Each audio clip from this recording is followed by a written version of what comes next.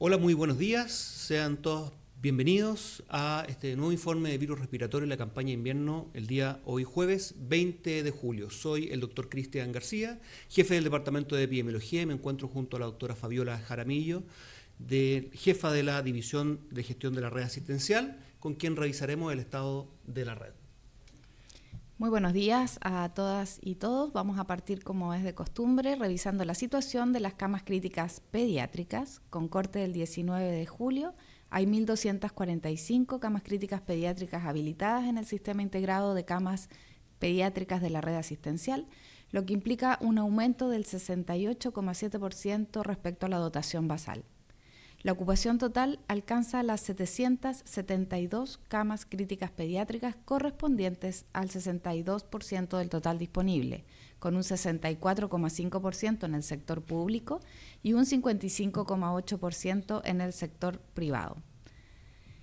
La variabilidad del uso de las camas, como hemos dicho, varía a nivel regional, donde hoy tenemos desde un 14,3% en la región de Aysén hasta el 73,2% en la región de Maule. Hasta las 10 horas del 19 de julio no se habían realizado traslados de pacientes pediátricos críticos de origen respiratorio, y a la fecha llevamos 425 traslados pediátricos críticos respiratorios con 169 niños y niñas que han sido derivados al sistema privado.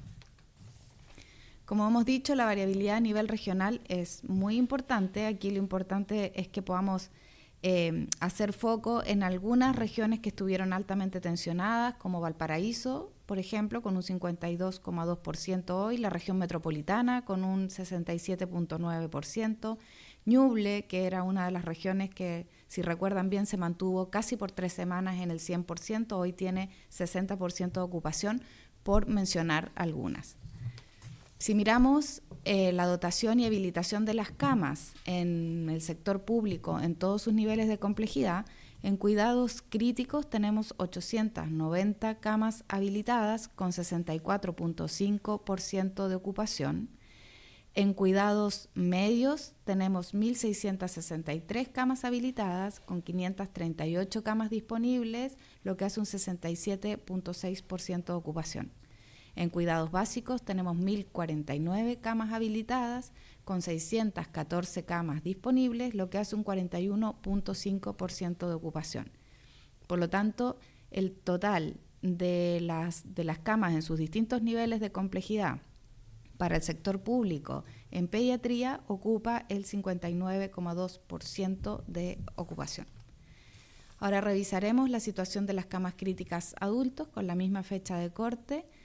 Tenemos 4.885 camas críticas adultos habilitadas en el Sistema Integrado de Camas Críticas de la Red Asistencial, con una ocupación que alcanza las 4.351 camas de adulto críticas, correspondiente al 89,1% del total disponible, con un 92,1% en el sector público y un 84,3% en el sector privado. La ocupación de camas críticas, recordemos que habitualmente se mantienen alrededor del 84%. La ocupación en el sistema integrado a nivel regional también tiene una alta variabilidad, con un 56,3% en la región de Arica y Parinacota hasta el 95,2% en la región de Maule. Si miramos básicamente los dos indicadores que estamos revisando habitualmente, que es el porcentaje de pacientes que requieren ventilación mecánica que se encuentran usando hoy una cama de cuidados intensivos, para el sector público es el 59,4%, para el sector privado es el 37,2%, lo que hace un total para la red integrada de 51,7%, y que en realidad lo que podemos ver es que este es un indicador que revisamos diariamente y que no ha tenido una variación en las últimas 4 semanas. Si miramos ahora el siguiente indicador, que es el que revisamos también de manera diaria, y es el porcentaje de pacientes que ingresa a una cama de cuidados críticos con una enfermedad de origen respiratoria, Para el sector público tenemos un 14,9% y para el sector privado un 19,4%, lo que hace un total del 16,1%, y habitualmente las últimas 4 semanas estuvimos alrededor del 5,2%, entonces aquí hubo un pequeño aumento. Si miramos a nivel regional, dijimos que hay una alta variabilidad, pero hay algunas regiones, como la región metropolitana, por ejemplo, que está con un 92,3% de ocupación, Magallanes con un 78,9% de ocupación, Valparaíso, que está con el 90% de ocupación, pero precisamente como hemos dicho, los indicadores que nos permiten mirar el porcentaje de ocupación que es de origen respiratorio nos ayuda en conjunto con los porcentajes de ocupaciones de los distintos niveles de complejidad a tener la posibilidad de hacer la complejización de camas si se requiriera. Por lo tanto, vamos a revisar también la dotación y la habilitación de camas del sector público en sus distintos niveles de complejidad, donde tenemos para cuidados críticos 2.981 camas habilitadas con 235 camas disponibles, lo que hace un 92,1% de ocupación. En cuidados medios tenemos 8.143 camas habilitadas con 565 camas disponibles, lo que hace un 93,1% de ocupación. Y en cuidados básicos, 6.263 camas habilitadas con un 84,2% de ocupación. Por tanto, el total de ocupación de las camas en todo su nivel de complejidad para el sector público en adultos es de un 89,7% de ocupación. Respecto a la situación epidemiológica, podemos dar cuenta de la semana 28, eso quiere decir de entre el 9 al 15 de julio, y vemos por sexta semana consecutiva una reducción en los casos detectados por la vigilancia de laboratorio del Instituto de Salud Pública. Es una buena noticia. La semana 27, la previa, se registraban 1.077 casos de distintos virus respiratorios y la semana 28, 823.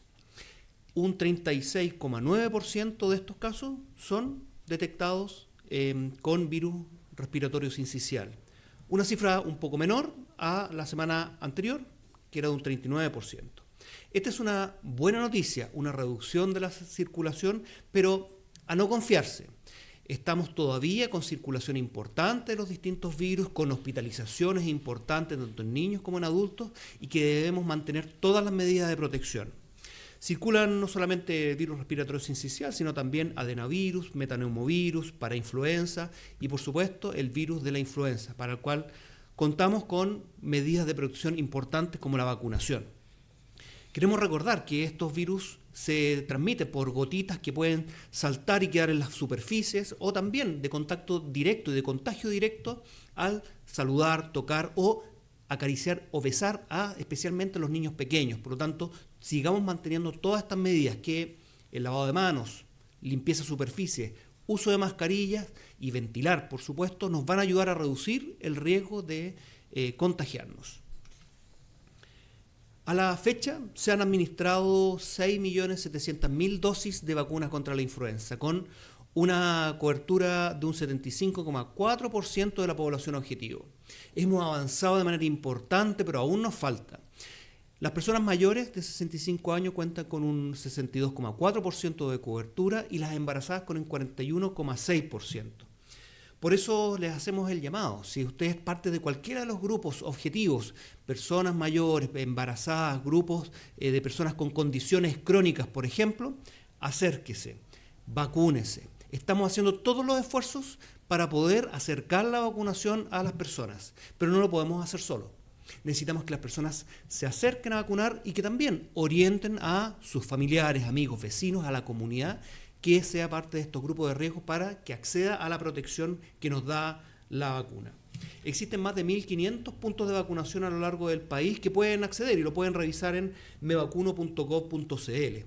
También existen estrategias de acercamiento de la vacunación a las personas en ferias, supermercados, terminales de buses, en la región metropolitana, en las estaciones del metro y también en centros comerciales. Y los distintos municipios con las distintas Seremi han establecido ciertas otras estrategias para poder hacerlo, como por ejemplo la vacunación a domicilio, donde usted puede averiguar, acercarse a su CESFAM si tiene alguna persona en su familia que tiene movilidad reducida o por alguna razón no puede ir a los puntos de vacunación, para coordinar esta vacunación en domicilio para acercar la vacunación a las personas.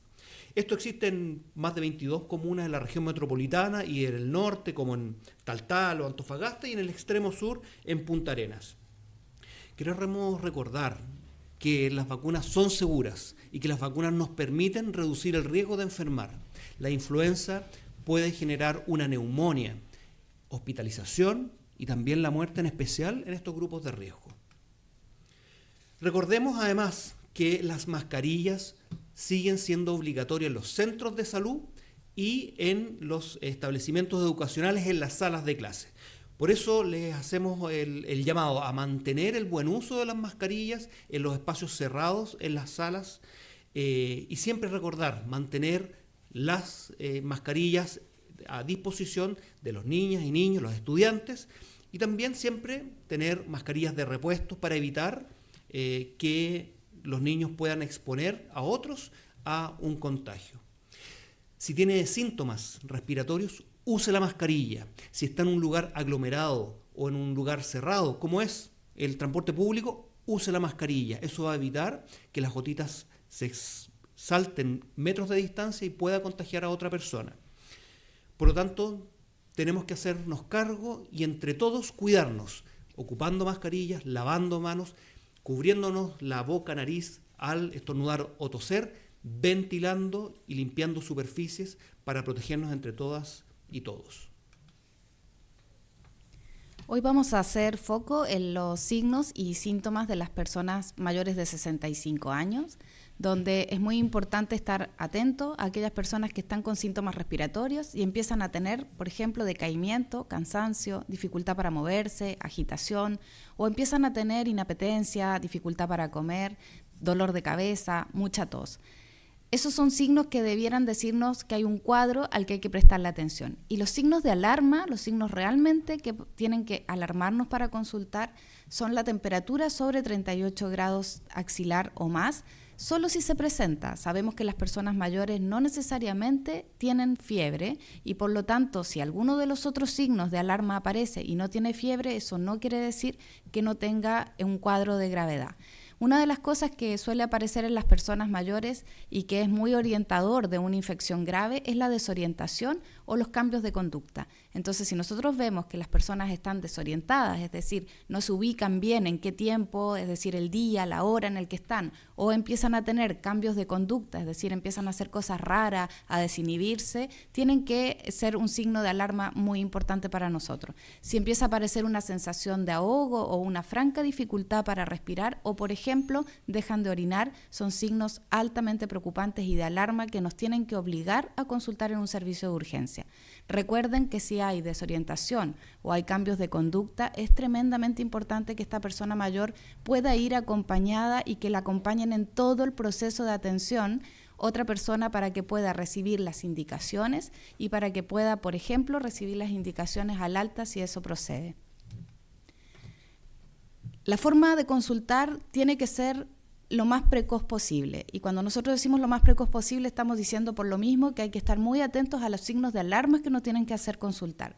Para hacer un buen uso de la red asistencial es tremendamente importante saber dónde consultar y cuáles son los horarios en los que puedo consultar, por ejemplo, en el CESFAM o en el Servicio de Atención Primaria de Urgencia, que son los SAPU, o los SAR que están habitualmente dentro de la comuna. Y, por supuesto, toda la red de urgencia hospitalaria. Una de las formas de poder hacer buen uso de la red, si es que tengo dudas, si tengo que ir o no, si tengo que llevar o no a este adulto mayor que está con alguno de los signos que hablamos de alarma, es llamar a Salud Responde, donde múltiples profesionales van a poder orientar acerca de en qué momento consultar, dónde consultar y qué medidas tomar si no es necesario consultar en ese momento. Por lo tanto, Salud Responde, llamemos al 600-360-7777, que hay un equipo profesional preparado para poder orientarlos de qué manera usar adecuadamente la red asistencial. Queremos recordar que el reporte que acabamos de mencionar se encuentra disponible en la página web del Ministerio de Salud, minsal.cl, y con esta información llegamos al final del reporte y queremos dar paso a las preguntas de la prensa.